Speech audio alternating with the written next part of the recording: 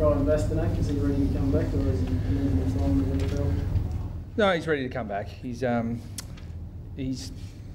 now a match committee decision, and you know, without wanting to preempt selection, I mean, we think he's ready to play. It's been in the surgeon's hands up until 2 weeks ago. Then it was in the conditioning guy's hands, and now it's in the match committee's hands. So, yeah, we think he's a really important part of our midfield, and you know, we think he's ready to play. So he'll come in and play this week, which should be a welcome return.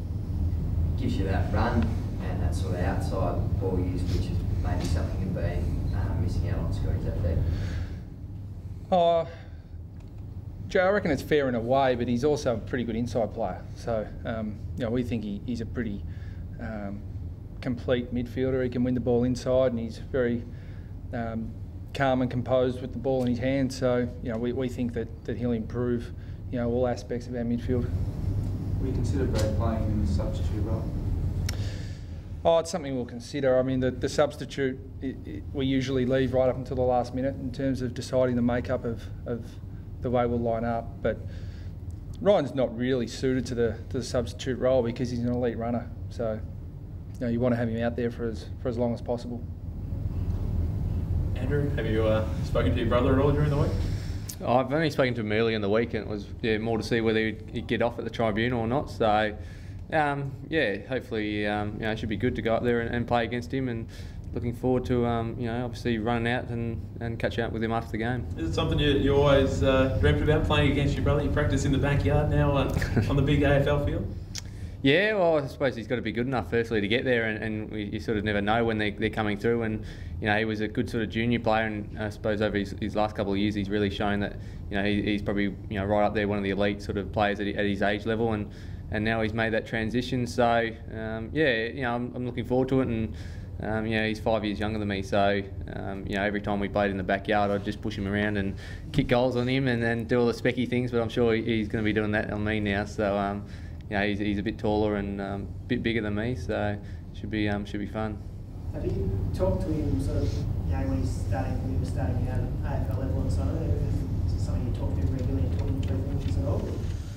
Yeah, well, we talk bits and pieces. It's always hard to talk, you know, about, I suppose, about the different clubs and the things that go on and that. But you know, I talk, I suppose, a bit more generically about how he's going and the games and how he's finding things and things that he can do to improve. And you know, for someone at his age, it's being, you know, about being consistent and having that regular impact at AFL level. And you know, he's shown it in patches. He's you know, been really good at that. So he's just got to keep improving and work on, you know, his endurance and being able to run out games.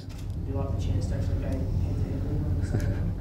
head-to-head? I've read in the paper, apparently my mum didn't want it to happen, but yeah, I'm not sure. I don't know what Brad's got planned yet. We'll wait and see tomorrow. But I'm sure, you know, when you're in the midfield, you pretty much play on, you know, the other three on ballers from their team. So I'm sure at some stages I'll be on him. What's the rest of the family feeling like? Which way their allegiance is going? I haven't really spoken to them. Yeah, I'm not sure. I think, yeah, Mum and Dad will say they're neutral, but I'm sure deep down they'll probably be going for one team. And my other brothers, hopefully they'll be on board the Kangas. Did you read your dad's comments in the paper, Andrew, saying that he didn't know which one of you would win a loose ball, so it was going between the two of you? Do you have any take on that yourself? Yeah, no, Dad, I always get a bit scared when they ask to do interviews with my dad. I never know what he's going to say, so I try and keep him out if I can. But yeah, if the ball was there, I reckon I'd have him, so I reckon I got him just for pace. Brad, how important is it to keep the momentum up from last week? I mean, the Suns are obviously young, but they're really improving at a pretty rapid rate, aren't they? Oh, they are. I mean, they're a. You know, it sounds a strange thing to say that you know, given where they are, you know, on the ladder and their win-loss ratio, but I mean, gee, they're a formidable midfield unit. I mean, I've just spoken to the players today. Just, you know, we've got to be right on our guard. I mean, we've won 3 games ourselves. I mean, we're going up there expecting a massive challenge. I'm sure they've looked at the draw in their second game at Metricon Stadium, and they'd be super keen to get their first win, you know, on home soil. And no doubt they would have earmarked this game against us, you know, to do that. So, you know, Zach Smith is a terrific young ruckman, and third, I think, only behind Darren Jolly and Mumford in terms of hit-outs to advantage. So when a ruckman like that's getting hit-outs to advantage and you're putting it down the throat of players like Ablett, Richatelli, David Swallow, Brennan, Sam Miles, Danny Stanley, Daniel Harris, these are really good inside clearance players. So it's no surprise to see that they're second in the competition in terms of clearance wins. So we're going up there expecting a huge challenge, and in terms of momentum for us, we just need to go about our business and make sure we keep improving on the things that we've been working on. And but we're under no illusions. This is going to be a huge game for us. Is Gary Ablett still as big a threat in the Suns as he was, I suppose, at the Cats? Oh, he's bigger. I think you could make a case that he's playing better football now than he was last year at Geelong. So he's arguably the best player in the competition. So when he's surrounded by players that I've got a lot of time for, in David Swallow, Richatelli, Brennan, Harris, these guys, they're not second in clearance wins. For any other reason other than they've got a pretty dominant ruckman and some really good midfielders. Like next year when I write the clearance count of the weekend, Scotty, so I'd imagine you'd still be fairly confident. I mean, you might even be well matched in that area if you're both playing well inside. Yeah, it's going to be a good challenge for us, but I only highlight it because we think that's a strength of ours, and clearly Andrew's in terrific form and winning the ball in tight as well as anyone in the competition right at the moment. So he's got good support from Daniel Wells and Levi Greenwood and Jack Zeeble as well. But the fact is the numbers don't lie. We're fifth in clearance wins and the Gold Coast are second. So they're shading us in that area at the moment. So it's going to be a big challenge for the players we put through there that we can match them and in fact beat them in there.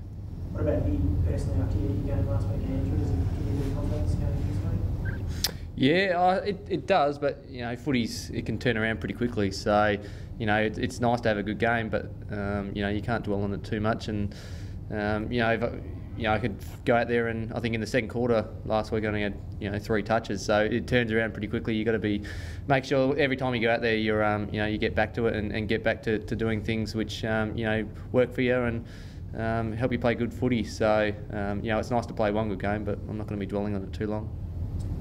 Brad, halfway point of the season, do you feel as if the team, well, they haven't always got the results, is advanced the progress on when you started the year? You seen that improve? Yeah, no doubt. I mean, I'm really always have been really confident in the direction we're heading, and we've dropped some games that we were right in. The 2 games that really we never really looked like winning were Geelong and Collingwood. We know from just looking at the ladder that they're 2 pretty good teams. Every other game we felt that we were right in and we had our chances to win those games. So we've really improved on the measures that we hold up as being the most important. But we're still letting ourselves down in some areas that we can fix up pretty quickly. Goal kicking accuracy is obviously one. And a bit of efficiency with the ball in our hands we think we can improve on. But the exciting thing is that the fundamentals of the game and the things that are the core of football in terms of winning contested ball, we're going reasonably well in those areas. So we've just got to polish a few things up, and we think the results will continue to come. Any concerns, Brad, with Lee Adams' knee after last week's game? Well, there's plenty of concern at the time. With a player like Patch Adams, who's had an ACL injury previously, you always get a little bit worried, but he's pulled up really well. And we'll name him in our side today, and he'll go out and train, and we expect him to be fine. All his scans have come back absolutely clear, so provided he trains well, he'll play. Sam Wright, how's he coming back from the shoulder? Yeah, again, Sam's really close to being available for selection. He's got to train well today, but again, a player that we rate really highly and we think is an important part of our team. So, provided he trains well, he'll be selected in the 25. You still confident you make something of this season, Scotty? I know you're obviously a bit behind the 8 ball in wins and losses, but haven't given up hope, I'd imagine, on figuring in September. Oh, not at all, but it's not something we focus on, to be honest. I mean, we focus really closely on the facts, and we hold some measures really dearly, and we watch those really closely, and we gauge our improvement from that. I've said regularly throughout this season that the results are secondary. Like they're a result of all the things that we're doing. So we focus really hard on the process, and we'll keep doing that. And if that ends up that we end up winning enough games to figure at in the September action, that'll be great. But we do not want to end up in September by default. We want to earn our place there, and we've got 12 games now to prove that we're worthy contenders at that part of the year. You had all the emotion last week of Boomer's milestone, and he's actually breaking the record this week, but it's not the focus it was last week. Is there any danger or concern for you about any kind of letdown after how determined they were last week? Oh no, that's not a concern. What I've seen, and I'm only in my second year at this club, but what I've seen is that when players have milestone games, and especially someone like Boomer, and who's so well respected within this footy club, players lift and they want to mark the occasion, with appropriately. And so, I've got no doubt that the players will lift to the required level to make sure that we get the result for Boomer.